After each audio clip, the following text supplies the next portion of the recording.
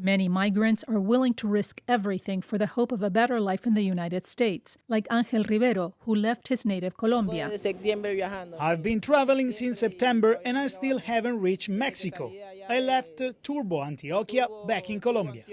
Rivero, who is in Guatemala with his wife and daughter, says he has faced discrimination and distrust during his journey, but remains determined to reach his destination. People discriminate against us a lot because they think we are lazy, but no, we are hard-working people looking for jobs. Guatemala, a key transit country for migrants heading north, implemented stricter border controls in 2021 and is expelling those who enter the country illegally. Francisco Pelizari is a Catholic priest and the director of Casa del Migrante Guatemala, an organization that helps migrants and others. He says fewer people are seeking help at his shelters. The numbers in our shelters have dropped by 10 to 15% compared to last year. But he also says that 75% of the migrants passing through Guatemala are Venezuelans, and that he's seeing an increasing number of families and minors. Previously, we mostly saw men and young people. Now we're seeing about 60% men, 35% women, and at one point, 25% children or minors. While Guatemala serves as a transit country for many migrants, a significant number of its own nationals also attempt to reach the United States, often unsuccessfully.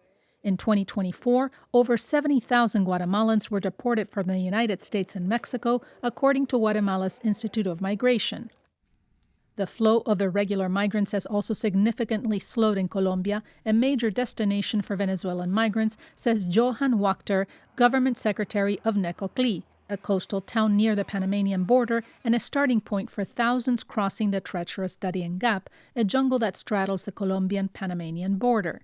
One of the key factors influencing this reduction in migration dynamics is political circumstances, particularly the elections in Venezuela, Panama, and now in the United States. Wachter says that as of November 30th, 2024, the number of irregular migrants crossing the Darien Gap fell from nearly 506,000 in 2023 to just over 206,000 this year.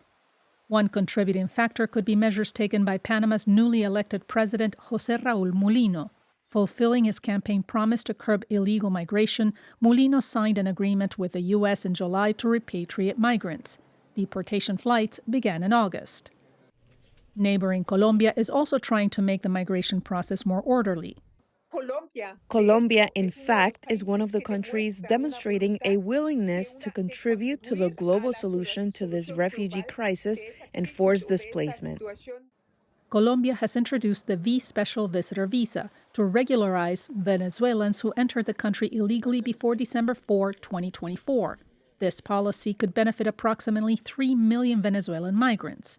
The visa excludes individuals who have criminal records, deportation orders, or dual nationality.